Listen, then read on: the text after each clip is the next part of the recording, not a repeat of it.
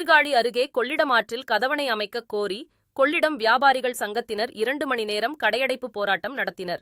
மயிலாடுதுறை மாவட்டம் சீர்காழி தாலுகாவில் பிரதான தொழிலாக விவசாயம் இருந்து வருகிறது. இப்பகுதியில் சுமார் 1,00,000 ஏக்கரில் சாகுபடி பணிகளை விவசாயிகள் மேற்கொண்டு வருகின்றனர். இந்த பகுதியில் நீர் ஆதாரமாக இருக்கக்கூடிய காவேரி மற்றும் கொள்ளிடம் ஆறுகளை சார்ந்தே விவசாயம் இருந்து வருகிறது.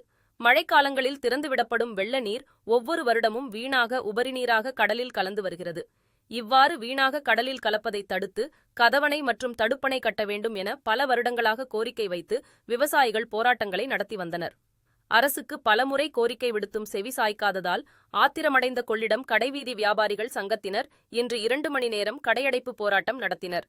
இதனால் கொள்ளிடம் கடைவீதியில் சுமார் 1000க்கும் மேற்பட்ட கடைகள் பூட்டப்பட்டுள்ளது.